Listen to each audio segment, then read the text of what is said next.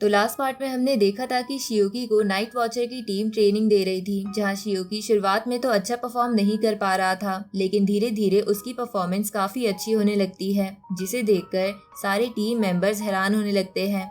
लेकिन night watcher team के members देखते हैं कि शियोकी ठीक से गन भी नहीं चला सकता। दूसरी तरफ शियोकी के क्लासमेट ने एक डीमन को नोटिस किया था, जिसके बाद उसने मदद के लिए डायरेक्टली शियोकी को कॉल कर दिया था। अब आगे तो इस पार्ट की शुरुआत में शियोकी के साथ पूरी नाइट वॉचर टीम स्कूल में आ जाती है, जिसके बाद वो रिसर्चर शियोकी के दोस्त जिसका नाम यीफाई था उससे उस डीमन का हुलिया पूछते हैं, जिस पर यीफाई उन्हें बताता है कि वो डीमन एक स्नेक की तरह थी। ये सुनकर वो रिसर्चर समझ जाता है कि वो डीमन जरूर नंदा स्नेक डीमन थी, जिसके बाद वो सबको बताता है कि नंदा पूल लेवल पे है।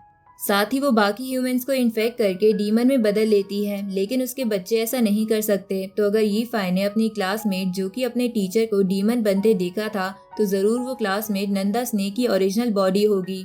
इसलिए हमें जल्दी से जल्दी सभी स्टूडेंट्स की सेफ्टी देखते हुए स्कूल में से नंदा स्नेक डीमन और उसके साथियों को मारना होगा। ऊपर से डूम क्रो ने बताया है इस मिशन में कोई भी हमारी टीम से नहीं मारेगा। ये सुनकर शियोकी पूछता है कि ये डूम क्रो क्या चीज है। इस पर होंग यिंग बताती है कि वो एक क्रो है जिसके पास टैबू पावर है और वो फ्यूचर में होने वाले इंसिडेंट्स को प्रिडिक्ट कर सकता है। अब नाइट वॉचर की पूरी टीम अलग अलग काम में लग जाती है, जहां वो कैप्टन और रिसर्चर स्कूल के बाहर के एरिया की जांच कर रहे थे। इधर वो स्नाइपर और मो स्कूल पे बैरियर क्रिएट कर रहे थे। दूसरी तरफ शियोकी, होंग यिंग, जियाओ स्कूल को इंस्पेक्ट कर रहे थे, जहां उनके साथ यीफाई भी था। तभी यीफाई शियोकी से बोलता है, मुझे नहीं पता था कि तुम एक मिस्टीरियस ऑर्गेनाइजेशन के पार्ट हो और डीमंस को मारते हो। ये तो सच में काफी कूल है।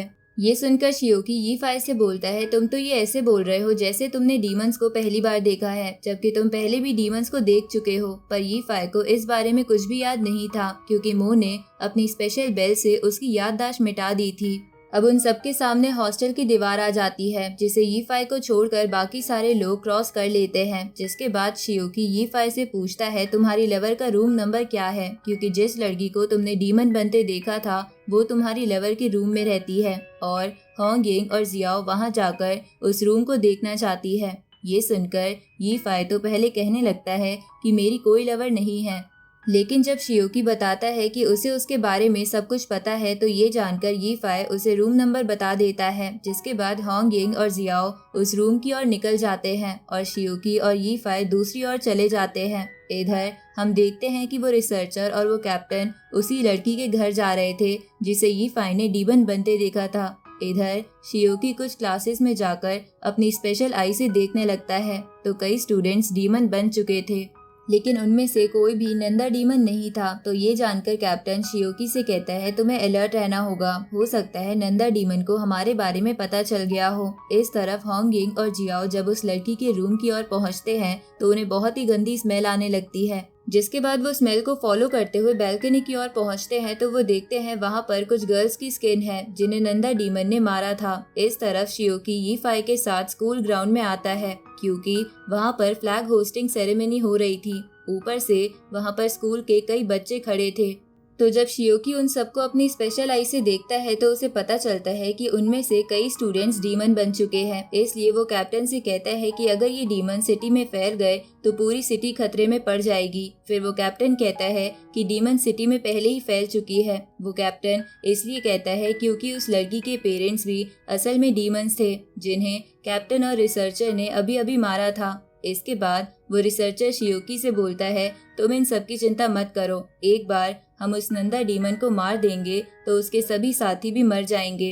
इधर वो स्नाइपर और मो बैरियर क्रिएट कर देते हैं, जिसके बाद वो स्नाइपर अपनी पोजीशन लेकर बैठ जाता है। इधर यीफाई और शियोकी को एक जगह पर टीचर दिखता है जो असल में डीमन था। साथ ही मो, होंग यिंग और जियाओ के पास भी डीमंस पहुंच चुके थे। इसलिए ये सब जानने के बाद वो कैप्टन कहता है कि तुम अब इन्वेस्टिगेशन बंद करके इनको मारना चालू कर सकते हो। जिसके बाद वो कैप्टन कॉल कट कर देता है। तो वो रिसर्चर कैप्टन से पूछता है कि तुमने शियोकी को इस काम के लिए क्यों भेजा, जिस पर कैप्टन बताता है कि तुम इसकी चिंता मत करो, वो काफी स्ट्रांग है और खुद को संभाल लेगा। इधर वो टीचर शियोकी पर हमला कर देता है, तो शियोकी उसे बार बार डीमन गन से शूट करता है, क्योंकि डीमंस गन से शूट करने के बाद ही डीमंस ह्यूमन के बॉडी से अलग हो जाते हैं।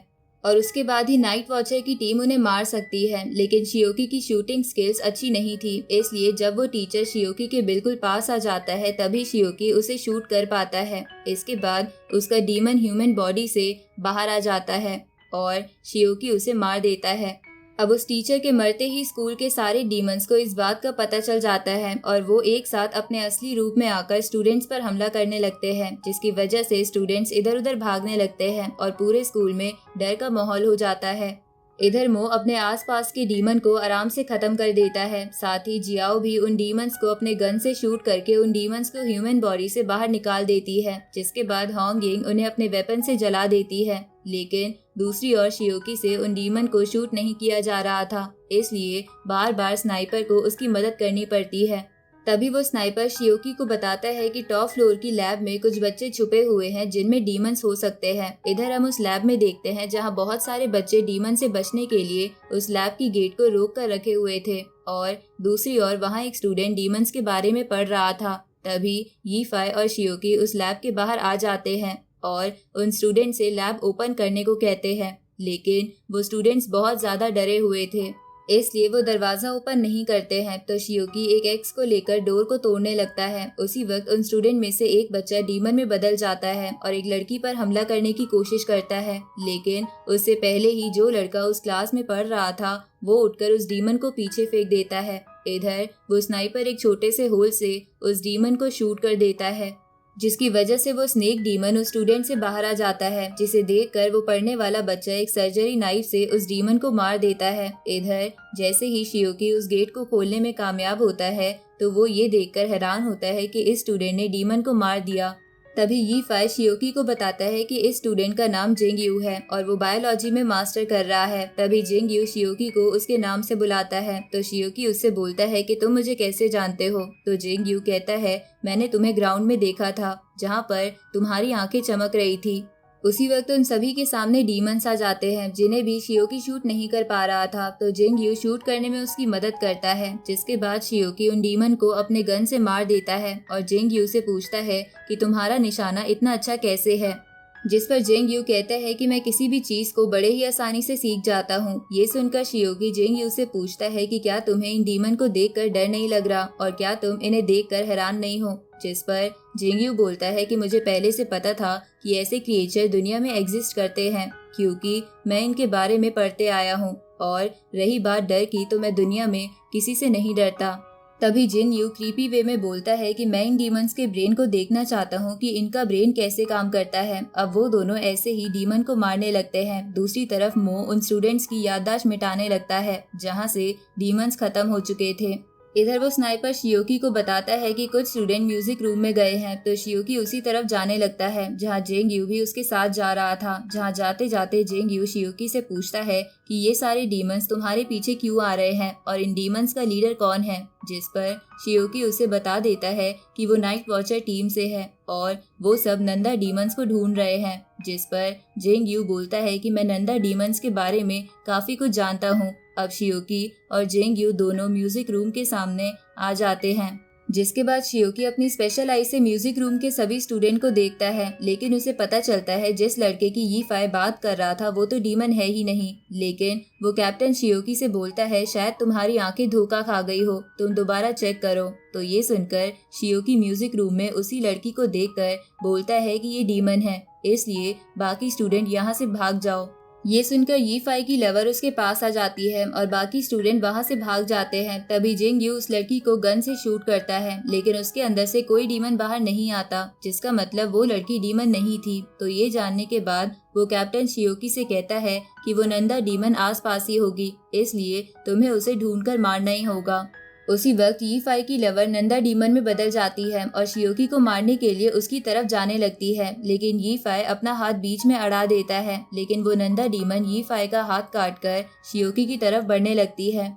तभी जिंग यू अपने सर्जिकल ब्लेड से उस नंदा डीमन की आंख बाहर निकाल लेता है, जिसके बाद वो उस आई को ध्यान से देखने लगता है और ऐसा लग रहा था कि जिंग यू के पास भी टैबू पावर्स है। अब उस आई को देखने के बाद जिंग यू को पता चलता है कि नंदा डीमन बाकी डीमन से कनेक्टेड है, इसलिए वो किसी भी डीमन की आई से देख सकती है।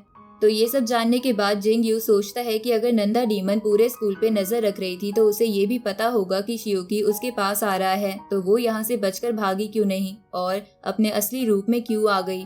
इधर शियोकी नंदा डीमन से लड़ रहा था और बीच बीच में वो स्नाइपर शियोकी की मदद कर रहा था। तभी मौका पाकर शियोकी उस नंदा डीमन को अपनी गॉड पावर की मदद से बीच से काट देता है, जिसकी वजह से वो मारी जाती है। पर जिंग यू को अभी भी अजीब लग रहा था कि नंदा डीमन इतनी जल्दी सभी के सामने आकर सबके सामने मारी कैसे गई। उसी वक्त जिंग यू की नजर यी फाई पर जाती है, जिसे देखकर वो सोचता है कि यी फाई ने कहा था कि असली डीमन वो लड़की है, पर डीमन तो यी फाई की लवर निकली, मतलब यी फाई हमसे झूठ बोल रहा था। अब ये सोचने के बाद जिंग यू यी फाई को शूट कर देता है, जिसकी वजह से यी फाई असली नंदा डीमन में बदल जाता है।